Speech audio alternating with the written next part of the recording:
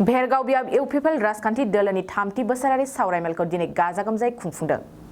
भेरगाव बियाबनि सिङाव थानाय पुरानि भेरगाव गेलेग्रा फोथाराव भेरगाव बियाबा सानसेनि हाबाफारि लानानै UPPL दोलोनि 3थि बोसोरारि सावराय जुथुमाखौ खुंफुंनाय जायो। बे जुथुमायावनो बिटिआरनि बुंथिगिरि खाथिराम बर'आ बाहागो लायो। मावफुं सोद्रोमा दावबायसा बर'आबो जुथुमायाव बाहागो लानानै खौरांगिरिनि सिगाङाव माखासे गोनां बाथ्राफोरखौ बुंथियो।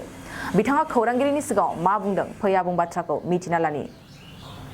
नि थाखाय सरकार दाखांनायनि उनाव 32 नं भेरगाव समस्ति एबा भेरगाव डेभेलपमेन्ट भेरगाव ब्लकनि सेथि बोसोरारि जुथुमाया नैबे पुरनि भेरगावनि गेलेग्रा फोथाराव दिनै जागासिनो दङ।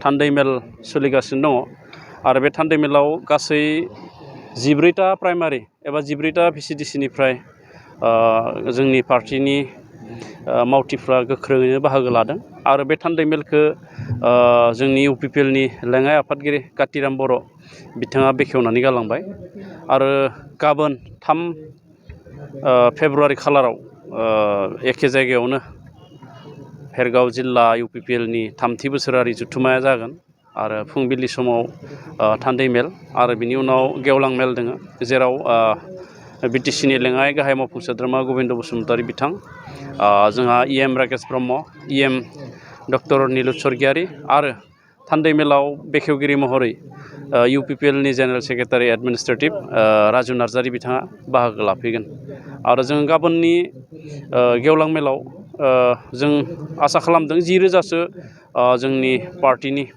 वार्कार्स लोगोसे रायजो राजा बिथांमोना बाहागो लागोन जों बेखौ मिजिंथिदों।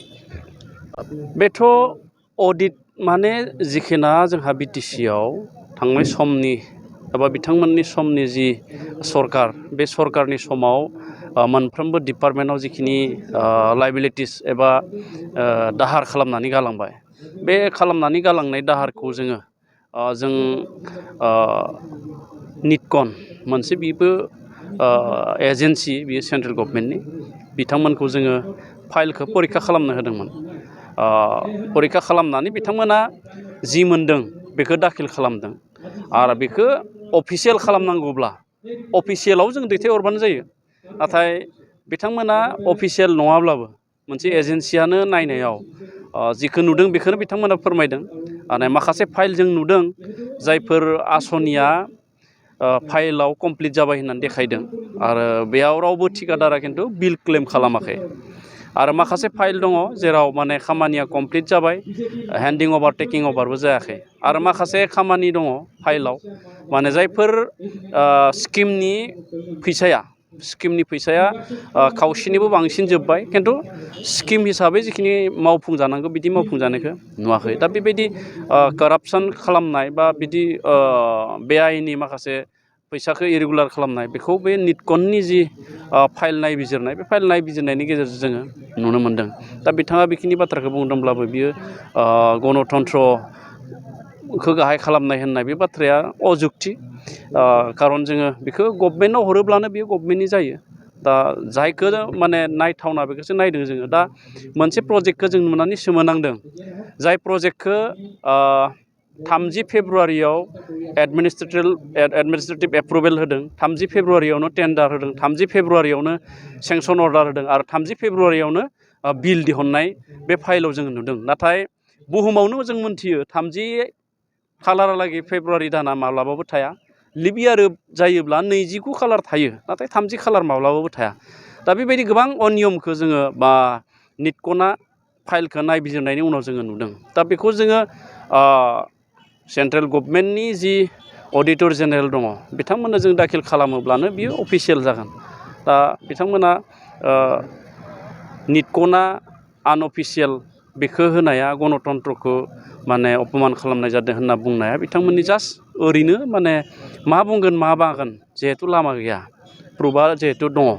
आरो सोमोनांथाव बाथ्रा बाव गोबां फाइलआ दायो पुलिसनि खाथियाव दङ आरो गोबां फाइलखौनो कर्मचारि बिखयाफ्रा हाखोमानानै दोनदों। बेखौबो जोंनि मानगोनां सिबआ थाबैनो दिहुननानै होनो थाखाय खावलायदों। इतिमध्य जोंहा मानगोनां बिटिआरनि चिफ प्रमद बर' बिथाङा बे माउन्टेनियारिंनि जि ट्रेनिं हाबाफारि सानद'नि थाखाय जानो गोनां क'क्राझारनि दांदुफुर हाजोआव बेखौ बेखेवना होबाय आरो 60निबो बारा बांसिन गेलेगिरि एबा ट्रेनिं लागिरि बिथांमोना बाहागो लाफैबाय आरो आङो दान्दिसे उनाव थांगासिनो दङ आरो बेयो मोनसे जोंनि मोजां हाबाफारि आरो जोंनि स्पर्ट्सआ एबार एडभान्सारखौ जोङो लागोन हाजो गाखोनाय पेराग्लाइडिं राफ्टिं माने दैमायाव नाव जावनाय बायदिसिना जोङो एडभान्सार स्पर्ट्सखौ एबारनि बाजेटनिफ्राय जोङो स्पर्ट्स डिपार्टमेन्टआव जोङो बिटिसिनि बेवहाय जोङो थिसननो नागिरदों आरो बिदिनो जोङो जोंनि बिटिआर ओनसोलनि गासिबो गेलेगिरि बिथांमोनखौ जोङो खाबु होनो नागिरदों आरो मोनसे खोथाखौ आं फोसावबावनो लुबैदों जोंहा फेब्रुवारि दाननि जोबनायथिं भेरगाव साब डिभिजनाव बिटिआरनि वुमेन स्पर्ट्स मिट बिटिआर इन्डिजिनियास केम्प बेखौ जोङो खनसेयावनो खालामनो नागिरदों आरोबाव मोनसे जायगायावनो जोङो कालचारेल एक्सचेन्ज प्रग्राम बेखौबो जोङो बे मोनसे जायगायावनो जों एखे खालारावनो जों खालामनो थाखाय इतिमध्य जों कमिटि मोनसे दाबाय आरो बे खामानिया सोलिगासिनो दं